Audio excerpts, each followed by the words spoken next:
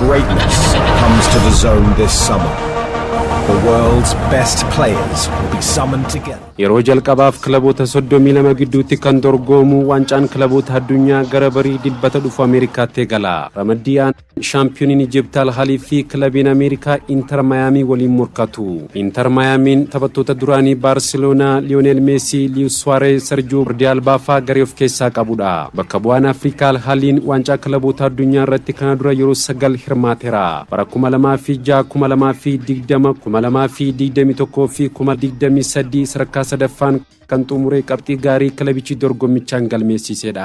Dilbatuma Ramaddiyaan Palmeiras Porto Ramaddiyaan morkiin shaampiyoonii Awurooppaa PSG fi Atletico Madrid xiyyeeffannoo argateera. Badhaasa Ballon d'Or bara 2025 injifachuuf carraa kan bal'ifate Ousmane Dembélé dabalatee Nuno Mendes, Achraf Hakimi, Desiree Doué, Vitinha, Kvicha Kvaratskhelia ga'umsi waancaa kilaboota addunyaa mul'isan eegama. Dorgommii bara kanaan PSG'n kilaboota tilmaama shaampiyoonummaa argatan keessaa sadarkaa jalqabaa within all of their grasp. This is more than just a tournament. Ramaddiyaan shaampiyooniin Jarmanii Bayern Munich kilaba New Zealand Auckland City waliin dilbatuma taphata.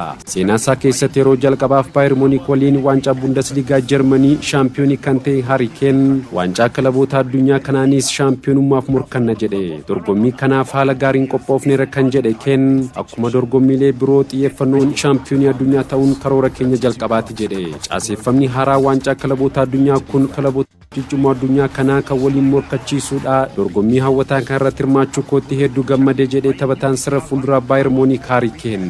Group D is a showcase of top contenders. Wiixata Ramaddiyaan Chelsea'n Los Angeles waliin taphata. Dhiyeenya Chelsea'f kan mallatteessan Delapii fi Mamadou Sarr ga'umsi waancaa kilaboota addunyaa kanaan mul'isan eegama. Taphataan murteessaa kilabichaa Cole Palmer dorgommii kanaanis xiyyeeffannoo garaagarummaa uumuudha. Inni dirree keessatti taphataa qabxii jijjiiruudha jedhan leenjisaan Chelsea Enzo Maresca.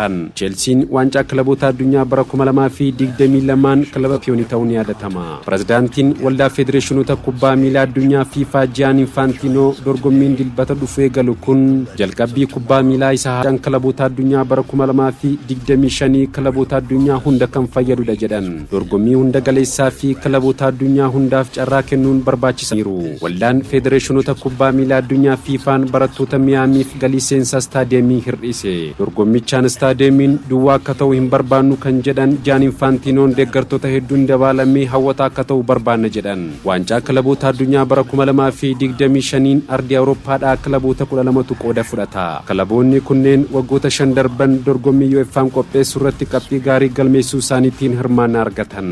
Ardii Afrikaadhaa kilaboota 4tu hirmaata. Kan Egypt Al-Ahly, Piyoonii Tunisiyaa, Esperance de Tunisie fi kan Afrikaa Kibbaa Mamelodi Sundowns Afrikaa bakka bu'uun waancaa kilaboota addunyaa bara 2025 irratti hirmaatu.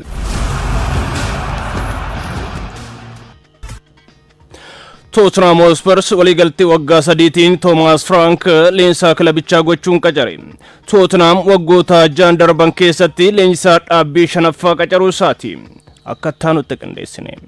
When the team and the fans are on it together, it's a fantastic place to play at the G-Tech.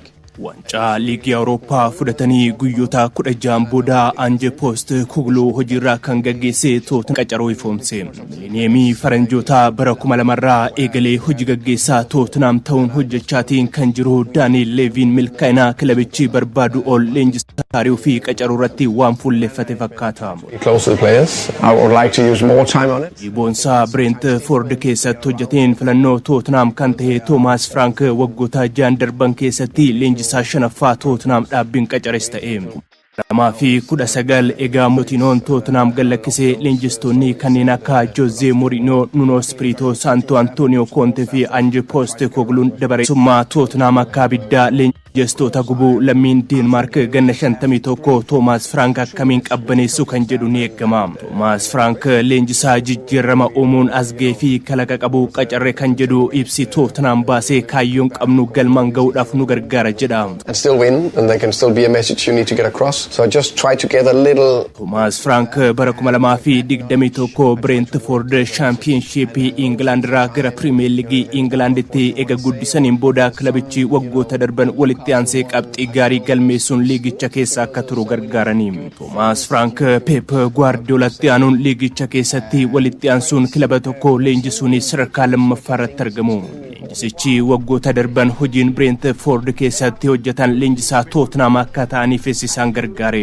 Premier League England bara dorgommii 2024-25 Tottenham taphoota 38 keessaa 22 mo'amuun qabxii 38 walitti qabachuun sadarkaa 17ffaan xumure. Liigichaan kilaboota gurguddoof qormaata guddaa kan ta'e Brentford qabxii 56 sadarkaa 10ffaan bara dorgommichaa goolabe. A lot in football manage. Toomaas Frank sadarkaa baatanis Premier League taphoota 152 dursuun 52 injifachuun taphoota 60 mo'amanii waliigalaan liigichaan qabxii 456 keessaa qabxii 200 walitti qabatanii. Waggaaf Braasan garee cimaa Brentford keessatti ijaaranii turtii waggaa 7 Brentfordin jijjiirraa taphattootaaf paawundii miliyoona 200 fi miliyoona 54 qofa baasanii miliyoona 83 taphattoota kilabichaa gurguruun Brentfordif galii yoo galchan faallaa kanaan Tottenham bara dorgommii 2016-17 irraa eegalee jijjiirraa taphattootaaf qofa paawundii miliyoona 900 fi miliyoona 61 baasii godhe. Postecoglou Premier League Englandin qabxii gadi aanaa galmeessisanis waancaa liigii Awurooppaan shaampiyoonii ta'uun dheebuu waancaa kilabichaa kan waggoota 17 deebisuun hojiirraa ari'amanii. Toomaas Frank hojii guddaan Tottenham keessatti akka isaan eeggatuuf kun akeektudha. The nice wording with the hard work. Bara 2024 Brentford kan gadhiise Ivan Toney dabalatee Bryan Mbeumo fi Yoni Wissa ga'umsa isaanii fooyyessuun taphattoota ciccimoo akka ta'aniif ga'een Toomaas Frank olaanaa ture.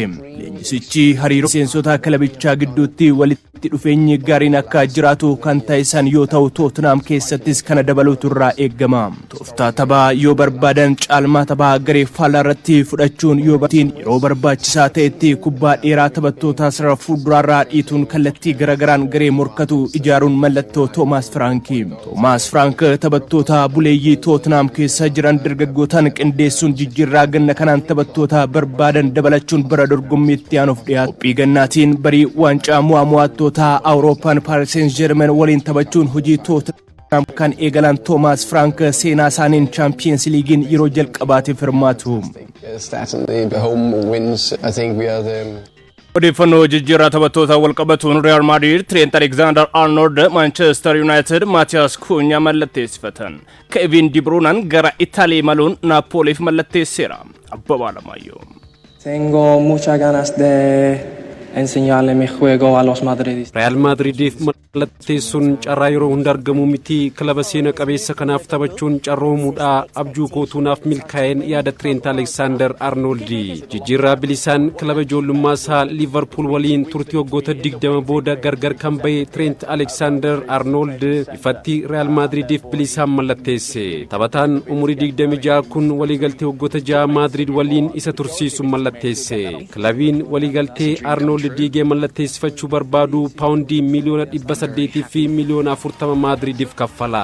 Liverpool keessatti fooyituu lakkoofsa 66 uffatee taphachaa kan ture Trent Alexander-Arnold Real Madrid keessatti lakkoofsa 12 fudhateera. Pirezidaantiin Real Madrid Florentino Perez silaa kilabii addunyaa kamiyyuu filachuu dandeessa turte garuu ni filattee eenyullee kanan dagatu jedhan booda yaada kennaniin. Real Madridiif mallatteessuu kootti hedduu gammadeera kan jedhe Trent Alexander-Arnold kilaba cimaa addunyaa kanaaf waan qabu hunda kennuuf qophiidha Madrid ada jedhe. Kubbaa Miilaan ga'umsa koo daran akkan fooyyessuuf gaheen Xavi Alonso guddaadha. Fageenyarraa kubbaa inni taphattootaaf mijeessaa ture ilaalaan guddadhe amma ijoon carroomuudhaan yaaduma Arnold dorgommii hundaanuu Liverpooliif taphachuun goolii 23 galche. Kubbaa goolii galan 86 hiriyoota duraanii gara isaaf mijeesse. Towards the byline, running in towards the penalty area, low cross in and turned in by Matthias Cunha. Manchester hundi miliyoona 62.5 lammii Brazil Matthias Cunha Wolves irraa mallatteessifate. Cunhaan waliigaltee waggoota 5 Unitediif mallatteesse. Manchester United yoo barbaade waliigaltee Cunha dabalataan waggaa tokkoon dheeressuuf filan. Ijoollummaa kootti Brazil keessatti mana adaadaa kootti taphoota Premier League England televiziiniin ilaalaan ture. Manchester United ammoo kalcha uffachuun abjuu koo ture jedhe Matthias Cunhaan bara 2023 Atletico Madrid irraa Wolvesiif erga mallatteessee booda taphoota 92 goolii 33 galche. Creating opportunities for my teammates This is my job. Waggoota kudhaniif ga'umsa olaanaan Manchester Cityf kan taphate Kevin De Bruyne jijjiirraa bilisaan Napoliif waliigaltee waggoota lamaan mallatteessitti argamu deeggartoonni Napoli maqaasaa ol kaasuun faarsuun isa simataniiru. Leeroo isaanii Bayern Munich waliin bilisaan gargar bahuun Galatasarayif mallatteesse. Fooyituu kilaba cimaa Jarmanii fi addunyaa kana Bayern Munich uffachuun carroomuudha waancawwan hedduu kilaba kana waliin qonnaa haaraaf Galatasarayitti makameera jedhe leeroo isaanii waliigalticha booda. Brighton paawundii 9 Olympiacos irraa Charleroi Post Costulas mallatteessifachuuf waliigaleera.